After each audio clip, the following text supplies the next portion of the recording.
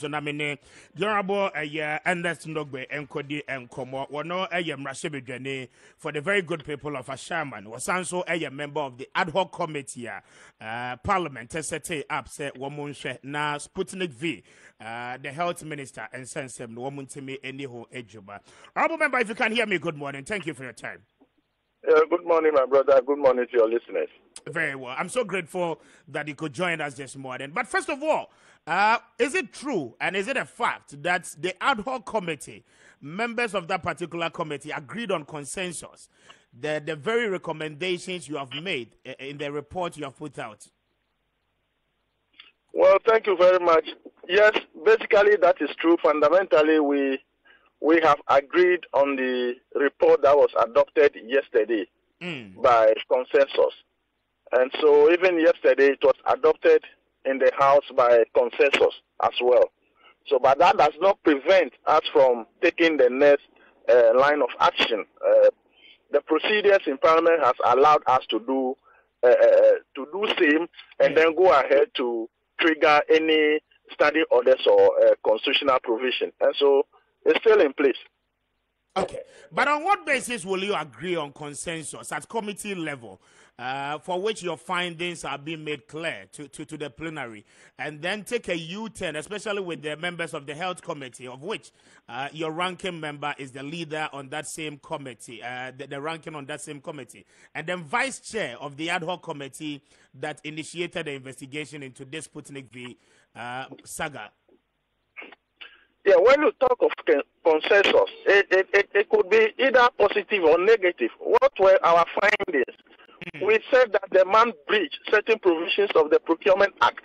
We also recommended that the man also breached at certain provisions of the 1992 Constitution that, contract of this nature supposed to be brought to Parliament for approval. You did not do that. The committee also found out that some substantial amount was paid to the contractor in question without any supply of those vaccines.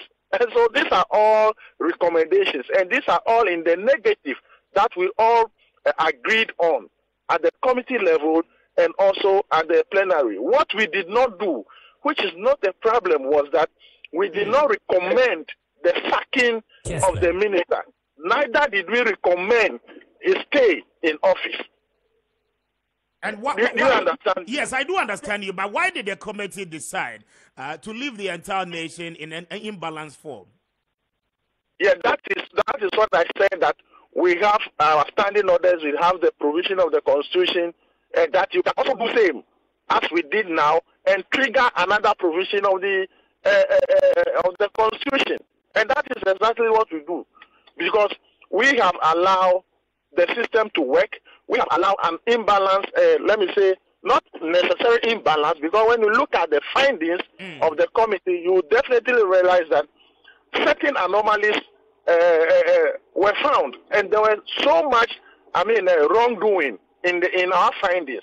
And so, the first thing remains that if we are able to come out with those findings and recommendations, you can still go ahead, either to recommend the sacking of the minister or to leave it like that. And when you come to the plenary, you know the report of the committee, we just do our work, but it must be adopted at the plenary, and that is in the chamber. And so whatever happens in the chamber supersedes whatever happens at the committee level. We will recommend to the plenary will take decision on whatever recommendations we have done. In the same vein, plenary can also make amendments to the report that we submit.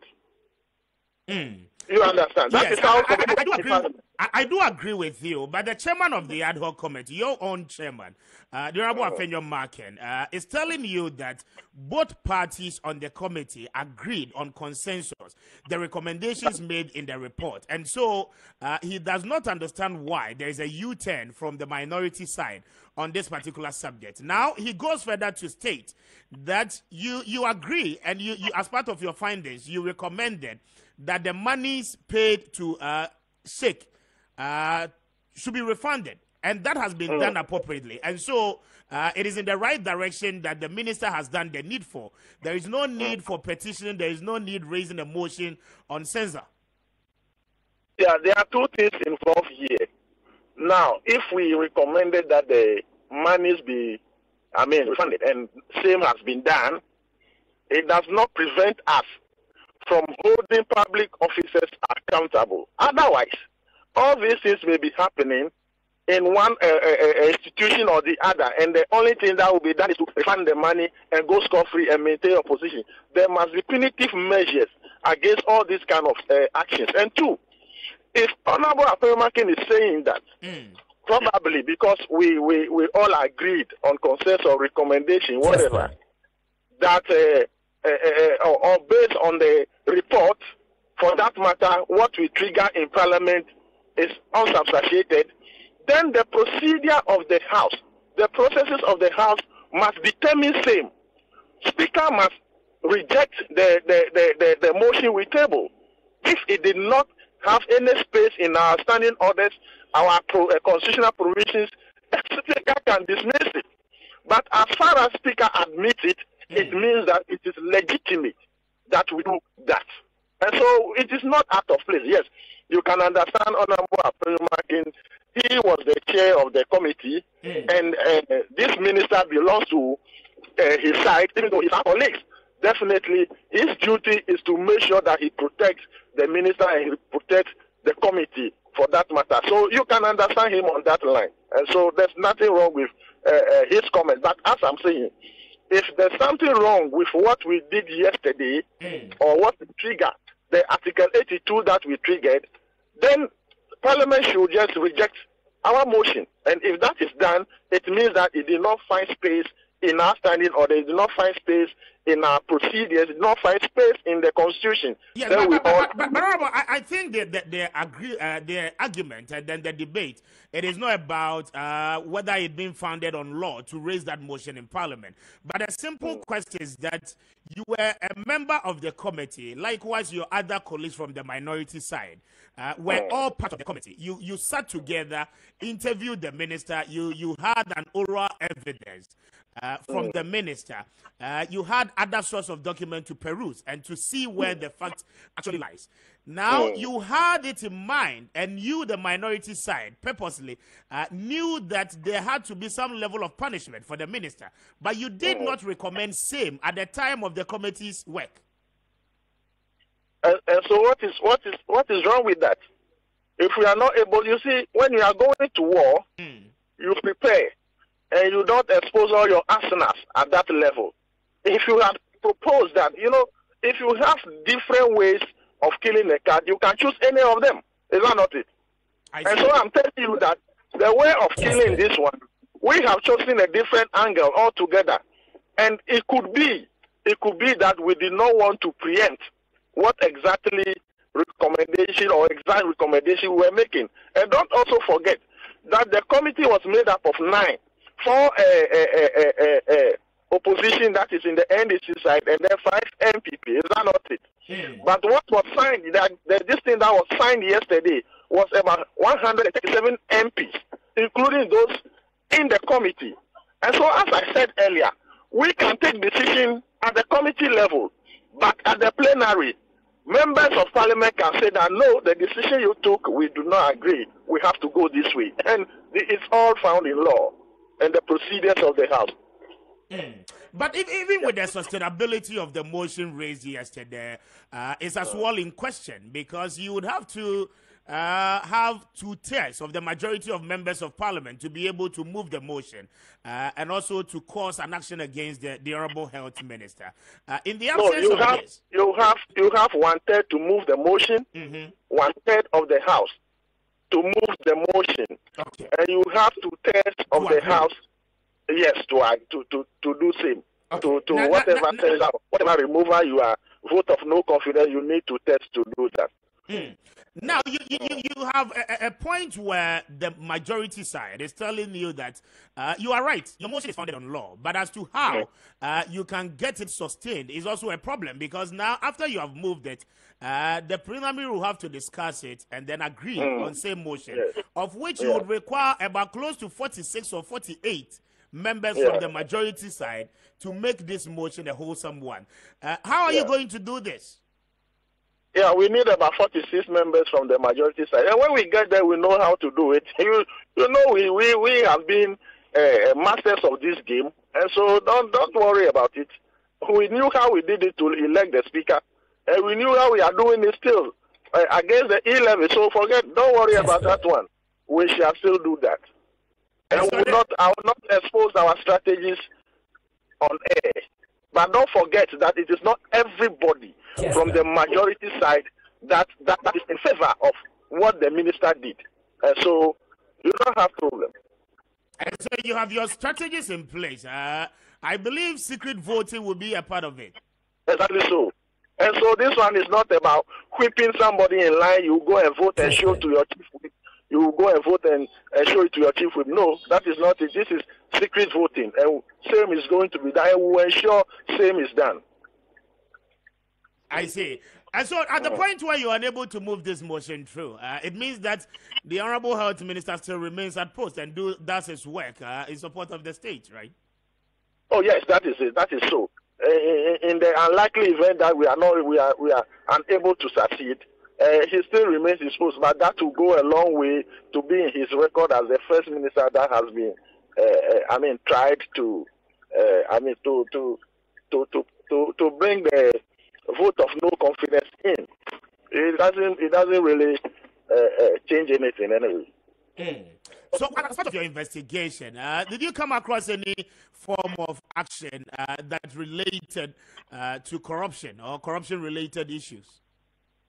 All the activities were related to corruption. It's just that we are playing around the whole issue. If you are able to pay an amount of money to somebody who did not apply anything, there's corruption in there. If you are not able to, adhere to the constitutional provision, that's corruption.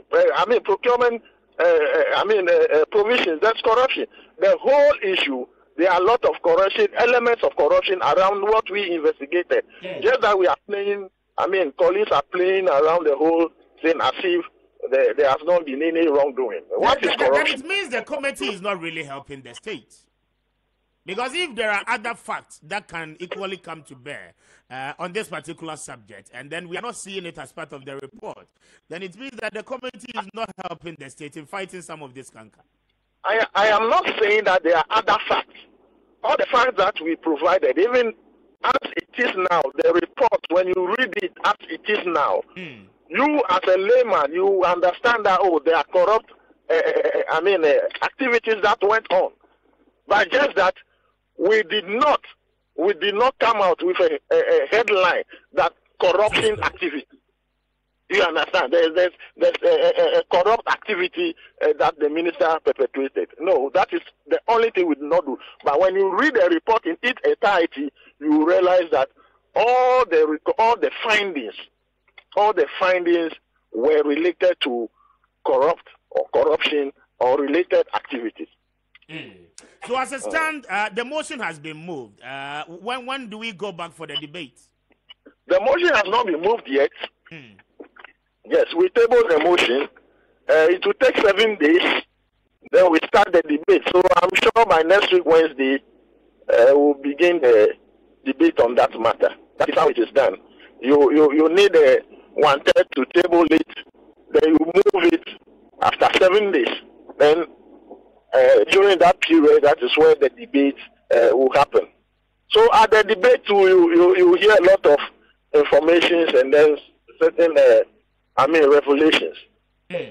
You still have the minister responding to some issues at plenary, right? Oh, definitely. The minister, by the constitution, the minister will also have to, you need to give the minister opportunity to also respond. So he has the right under the constitution to also respond to some of the allegations that we leveled against him. And the reason for which he should not be sacked, or he should not be, the vote of censure should not be passed into it. Okay. But are you happy with the work done by the ad hoc committee? Oh, well, I am very much happy. I'm very much happy. All along, we did a very good work. What we did not do, which people are complaining about, is that kind of recommendation that the minister be sacked. And I can tell you that it was a strategy that we in the minority did not propose that. But otherwise, everything, we went into every details of the agreement, and we realized a lot of infractions which we brought to bear. So we did very good work. Yes, but did the committee have that power to recommend same whether the sacking of the minister from office? Because I've read the terms of reference for the committee. So did you have that power? That was one of our our bane, because the terms of reference did not tell us to do same, and so there was no way we could do it.